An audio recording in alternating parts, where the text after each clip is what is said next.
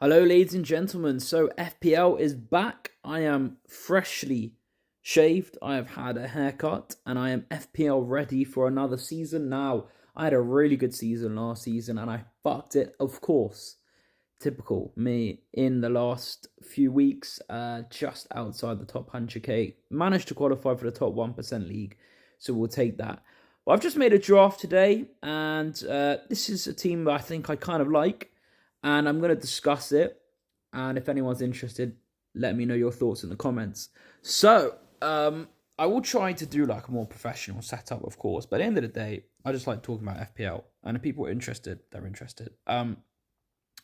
So, of course, there's loads of chop and change to come, loads of transfers to come, lots to get from preseason. But this is just the first little venture into making a team. And so here it is. I've got Sells in goal. I think Forest have some good opening fixtures. I like their opening fixtures. And I think, they'll do well. And there's a little rotation there with Areola, who's 4.5. Areola's always reliable, and he gets a lot of hauls from time to time. So I don't mind that combination between Sells and Areola to start with. So at the back, we've gone for Rodon and Konza and Cobble, Aina and Van de Ven. Let's talk about them.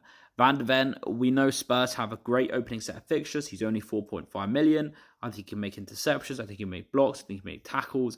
And he'll get that 2 points bonus as well a few times. And he's got a goal threat. He drives forward. He can create. He can get assists as well. I like him in my team. And I do think Spurs have to get better defensively.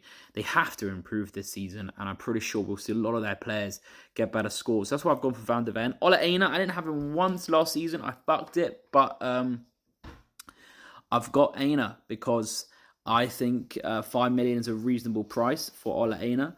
And I do think Forest have some very strong fixtures, as we've discussed. They've got West Ham and Brentford and Sunderland and Burnley all in their first 6 games. So that's calm.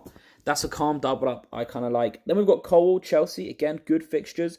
I think he could get 2 points, and I think he's a regular starter, and he's very generous at 5 million, I think it is. So then, obviously, we've got Konza and Rodon to talk about. Rodon at 4 million. I don't mind having a Leeds defender. I hope Leeds do well. I love Leeds. And Konza as well. Villa, again, not a bad start. Only benched him for this game because I think Newcastle at home is tough. But we know Villa has some good fixtures. So I think that's a reasonably strong backline. Konza's only 4.5 million. So we'll take it and we'll move forward. So that's my backline. This is a good draft in my opinion. It's not going to be my final one, of course. But I think there's some justification for a lot of these players. Then we've got the midfield. I've got 1 Liverpool, 1 Chelsea, 1 Arsenal, 1 Manchester City, and 1 Manchester United. Let me first talk about Amad Diallo, who, if I am to go with this squad, is on the bench first and foremost. And he's on the bench because Arsenal at home. It's not the best fixture, of course. But I do think Diallo is a great player. And if he can get involved, if he can get minutes, the only question I do have is whether he'll start with Mbeumo taking his position. But if United go for a 3-4-3, Diallo could play just a kind of right wing back position, and we've seen how magical he can be, and we've seen how versatile he is, and I just think it will be difficult with Mbeumo because they're basically the same fucking player. But he carried United a lot of times last season. I think when he came back to United's team, they got better.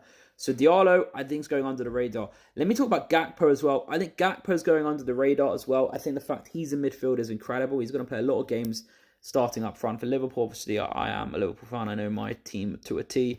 Gakpo will be playing a lot of games, probably down the middle, but also Ekitike will as well. However, I do think Gakpo will start the first few games for Liverpool. And I think if I can get away with not having Salah for the first few games, there is a part of me that questions how magnanimous and monumental Salah will be this season. There is a part of me that questions whether he will have such an elite first half of the season and whether he will be able to justify that 14.5 million. I don't know.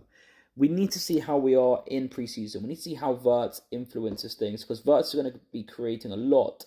So there's a lot of creativity that Salah does. It's just ridiculous. Last season, he was the best player in the world. That was his best season ever.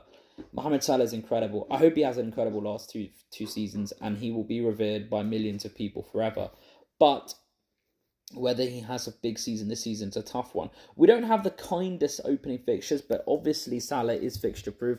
I think Liverpool are fixture proof in any game. We can score 2 or 3 goals in any game. Let's be fucking honest with ourselves. We can score 2, 3 in any game. We are fixture proof. There are some teams, there are some matches which are just fixture proof, and we know Salah does well in the big game. So obviously going without him is a tough one. But I don't think Gakpo can ride the storm without Salah. And I don't mind it. I think he'll start Bournemouth at home. I think he'll play Newcastle away. Then I think he'll play at home. So I think if Gakpo can start the first couple of games, I don't mind him. And I think that can kind of just hopefully it's all right. If I have Gakpo for the first 3 or 4, he doesn't even need to play Newcastle away. I don't mind it. So that's kind of my Liverpool asset. I do think Diaz is going to get sold, sadly. So Gakpo could start on the left. We will see. It could be Gakpo, Ekitike, Salah. Of course, Liverpool need more than that. If we're going to sell Nunes and fucking Kiers and Diaz, then we're going to need way more than that. But that's why I've got Gakpo in my team.